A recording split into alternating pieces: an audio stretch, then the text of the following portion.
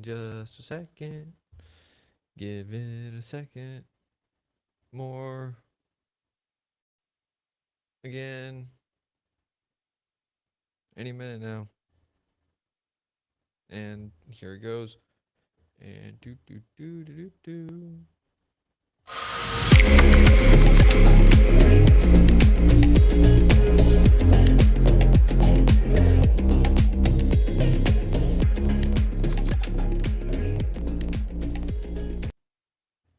All right.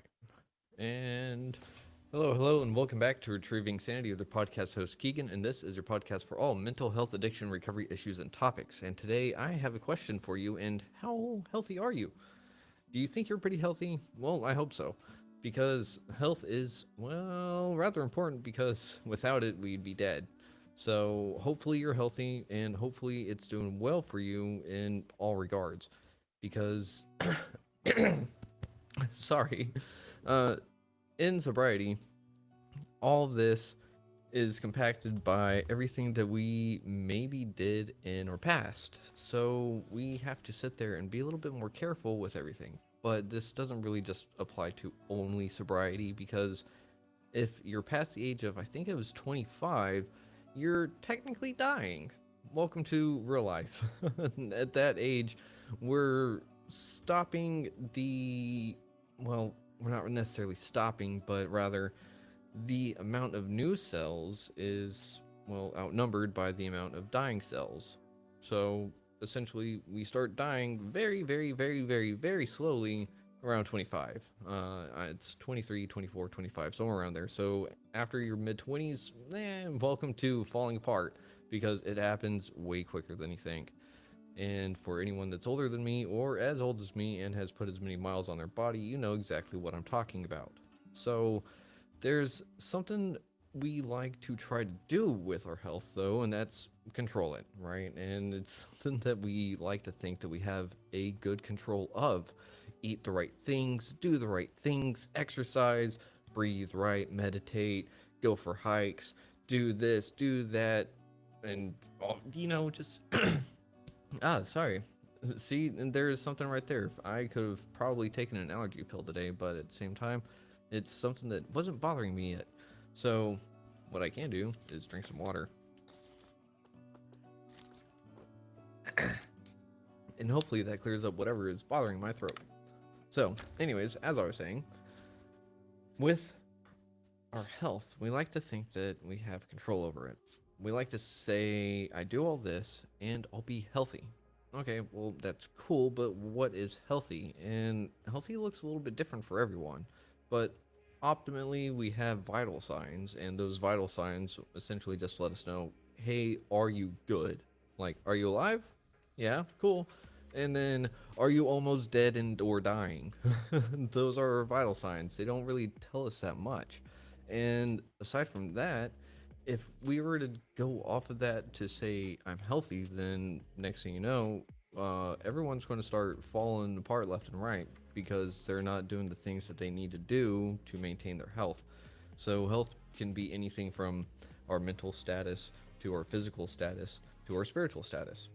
Now, what I mean by all that is just how aligned are you with where you need to be?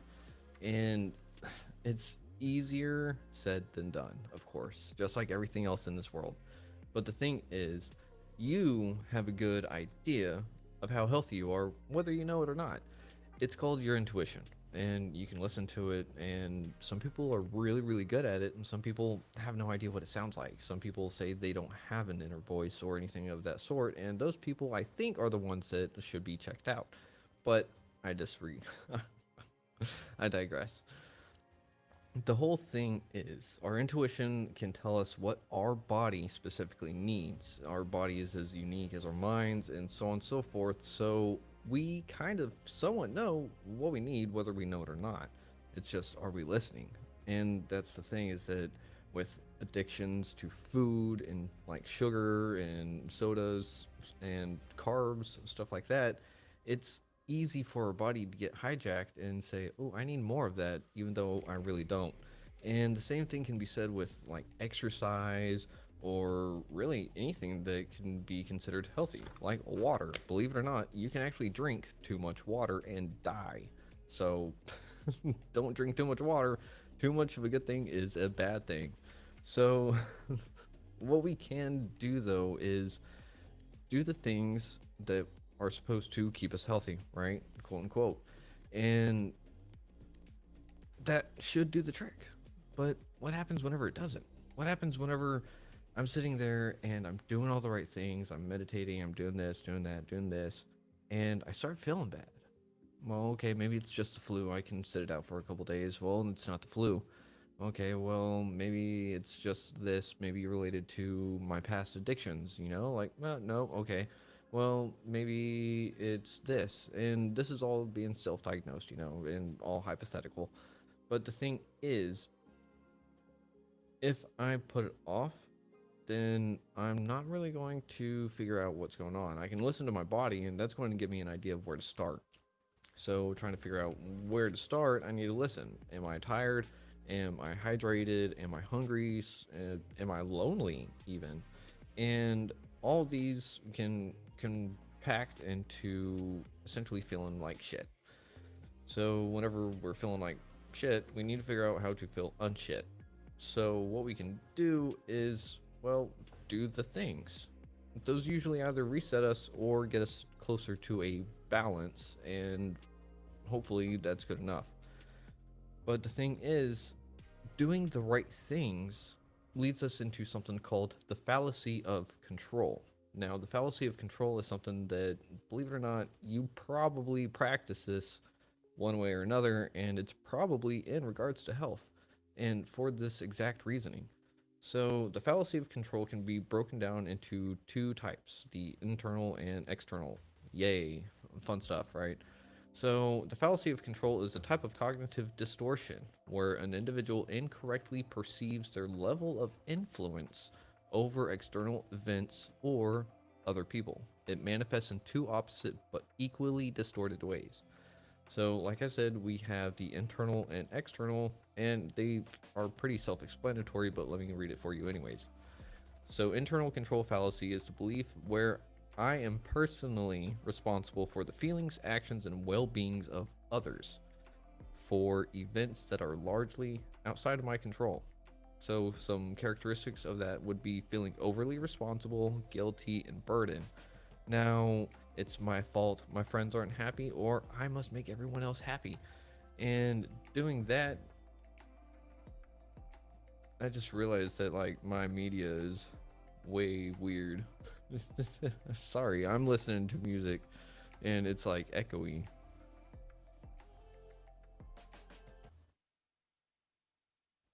That was weird. I don't know if y'all heard that too. Did Riverside glitch? It may have glitched. Anyways, they so this internal control fallacy is also saying hang on, let me just get to the external. External control is the belief that I am essentially helpless, a victim of fate, circumstances, or other people's actions, having little to no control over my own life. So the thing is, whenever I'm having that internal fallacy, it's going more along the lines of, hey, I'm doing the things, why aren't the good things happening? And it's kind of with the external as well because my body is external to my inside, right? It don't just don't overthink it. Now, the thing is, whenever we're sitting there having these moments of our body breaking down, we like to sit there and say, well, it can't be that because I do the right things. So I may not get it checked out and may just brush it off to the side and have something else develop, and it's too late for actually preventative maintenance, essentially. And it sucks because we like to think that doing all the right things is really going to do something good. And sometimes it just doesn't. Sometimes our bodies just say, "Nah, I had enough, man. I'm out." And that's what they do. They just say, "I'm done." You're anything could give up. for whatever reason at all. It could just say, hey, you know what? Yeah, bye. And it's gone. And there, if it decides to go, there's probably not a lot we can actually do for that because something outside of anyone's control decided to pull the plug on an organ. So that's kind of weird. I don't really want to test fate that much. But the thing with all of this is we also like to sit there and say, well, there's something wrong, so I can do something to make it right, right? Right. But unfortunately, there's really not. I forgot to turn off the AC. You can't hear it that much unless I talk now, so that's kind of cool. A little bit. But cool. I learned a little trick. By the way, check out the Social 333 podcast. I was on there as a guest and talking about my death detox. Just so you know, the near death experience story, I still held stuff out. So, I mean, you can sit there and watch it, but it's nowhere close to the whole story. Um, but the thing with the fallacy and saying there's something wrong, so let me go ahead and try to do something to make it correct and or correct it and then establish a new normal baseline saying, hey, this is where I want to have my homeostasis occur, right? We don't really have an idea of what the next day is going to bring. And that's kind of the problem because we like to sit there and say, I've done everything, so why isn't it working? I've done everything. And sometimes our bodies just won't. That's the thing. And we don't know these kind of things that are going to happen until they do. And whenever they do, we have to take them in stride, have to literally, for the most part, it's not going to be an emergency. And if it is, then by all means, do the emergency stuff. And you shouldn't be listening to this podcast if you're listening to it in an emergency. No. But whenever we're presented with a new diagnosis, whenever we're presented with a new uh, obstacle in life for creating a new way of living, taking it all at once and trying to eat it really, really quick is not the way to do it. It's going to overburden us and make us feel like I shouldn't have tried this in the first place, or I was already broken, so what's the point? Or maybe it's just, hey, I'm fine the way I am, I'm going to keep on going. Okay, to each their own. But the thing is that no one's broken, and society has just kind of sat there and made us all feel and think that if we can't produce or if we can't do a certain thing that a lot of other people can do, then we're useless, and that's not the case. So we, as a society, just need to really embrace each other for who we are and what we do, and just acknowledge that we exist and we're pretty freaking awesome, if I gotta say so myself, aside from all the BS. But my BS is going to differ from everyone else's BS. So take that with a grain of salt. But the thing is, like, for example, I don't have it right here, I have it over there. I've been walking with a cane lately. Whoa! And walking with a cane has presented not that many challenges except for figuring out how I'm going to try and use both hands whenever I'm walking and doing everyday things sometimes. And so far, it hasn't been that much of a challenge except for getting materials in and out of work and stuff like that. But the thing is, I had to first give myself permission to use the cane after I gave myself permission to kind of hurt. Now, that sounds a little weird. So, um, it's. Hang on, I gotta stop the music. That gets really weird. I'm also going to turn off the AC because I can hear it and it's bothering the crap out of me.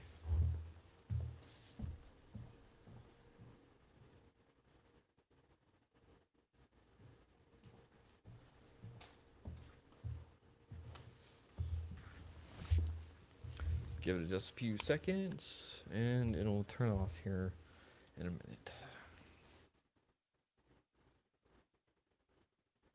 I'm going to have to go back and listen to this and be like, oh yeah, it sounds terrible whenever the AC turned on. Or maybe I won't hear it. Maybe y'all don't hear it. I don't know. But so as I was saying, walking with the cane, I've had to first give myself permission to walk with the cane, then give myself permission to hurt. So what I mean by that is walking for the last, I don't know, how old am I? So the last 20, no, actually, yeah. So the last 20-ish years, I've been walking around after having one foot surgery. Then within the last decade, it's two surgeries. And on top of that, I also have a titanium rod and four pins in my left femur. And so my left leg is just kind of not great. And on the surgery of my foot, the first one, they put in three titanium screws. They all shattered. Probably because I was skateboarding and doing parkour and stuff like that. And you probably shouldn't do that whenever you have. Oh, hey, wait, there's a chat. Who's a chat? I never heard the AC. Oh, hey, Helen. Cool. Well, I'm glad you didn't hear the AC. I heard it and it was bothering the crap out of me. But, um, so, anyways, the first foot surgery, I had three titanium screws put in, and then I was doing skateboarding and parkour, doing all that fun childhood teenage crap. And after I graduated, I was working at the Coyote Bluff, and I could not walk. Putting pressure on my foot really, really hurt. And by really hurt, I mean it was debilitating. I couldn't walk. So go to find out that all three titanium screws shattered and spread around my foot. Got a pinched nerve, and they had to take out the ball to my big toe. And so like here's my big toe. Over here is my pinched nerve on the ball of over here. And so I've had to relearn how to walk, how to relearn how to run, and the problem is the bunion's coming back. So it's kind of messing everything up again, and it just hurts. Like the easiest way to describe it is like stepping on a Lego, and it can go from a range of like 1 to 12. So either I feel okay and this is bearable to cut my foot off now.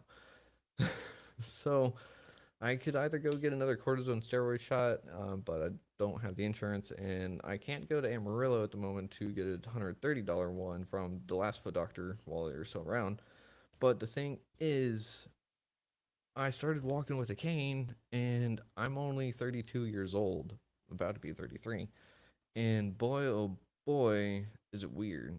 Because one, my foot does not hurt nearly as much, but at the same time, it kind of does because I've given myself permission to hurt instead of just grinning and bearing it and making sure that I don't need a cane.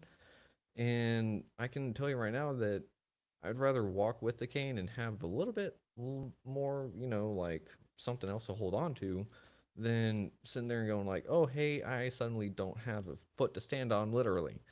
So it sucks, but at the same time, like I've had to give myself permission to accept more help. And that's the same thing that I needed to do in recovery or to get into recovery was accept help. And even though a cane isn't another person, it is another form of support. So uh it is one of those things that suck, but I'm just going to have to live with it and learn how to do the best that I can with it. So hopefully it doesn't get much worse, even though it's gotten significantly worse in the last 2 years. So it's like, yay! Now I'm just hoping I don't actually have to go with disability or something eventually. Ugh, that would suck. And of course, I called the doctor's office to try to get my medical records. They're gone, destroyed. So that was fun news. But with that being said, there's other personal news that, well, it's not my person. It is my news. It's also not my news. So we'll just go ahead and say this episode is sponsored by real life events. If you couldn't tell.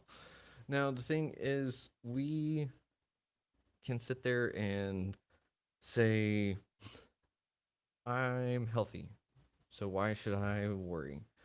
and it's because it can literally happen in the blink of an eye. Like you could have an aneurysm and you wouldn't even really know it. If you did, you would probably have a weird last word, and it wouldn't be a word, it'd be garbled. But you can have a heart attack, you can have a stroke, you can have a numerous amount of things literally happen in an instant and either end your life or completely and utterly change it. And that's not even to say the outside world effects like a car crash or tripping down the stairs or anything like that that's outside of our control. Anything can happen in an instant. And we like to sit there and think, I have control over everything. I've influenced my life enough to make sure that these incidents don't happen. Now, is there luck? I believe in it, and I have the weirdest luck. But I can tell you right now that that's not everything that goes into life. It does go into what I do, how I present myself, how I conduct myself, how lucky I am, and just where I've been in the last ever, you know? So there's so many things that go on with it that it's silly to sit there and say, everything's going to be fine because I do the right things. And we want to say that, but the world just isn't fair. It really isn't. I wish that it were.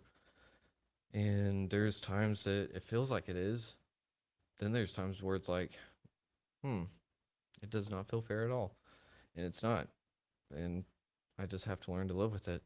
And whenever the rolls of dice, whenever the dice rolls your way, then you just have to learn to play that game too. And if you've got a hand of dominoes and you're playing Jenga, to learn how to play the Jenga, the the dominoes, Giminos, dominoes. Don't sue me. Um, and by dominoes I mean pizza, not the kind you play. I don't know. Anyways, I'm running out of stuff to say. I'm going to just start rambling, so we're going to end it here. Thank you for watching, and I mean, just thanks for sticking around. So, Helen, thanks for watching. Everyone else out there that didn't comment, Jumo no, Jumo knows. Jumi knows. Jumi knows. Yes, yes, Jumi knows. I like that. Jumi knows. Um, hmm, hmm. I have someone that could make a restaurant called Jumino's. Anyways, sorry for that, but thank you for watching. And as always, we'll see you next week. And oh, we actually do have someone tomorrow, so be sure to check out YouTube around then. But until then, y'all just have a great rest of your evening. And as always, much love. Shalom.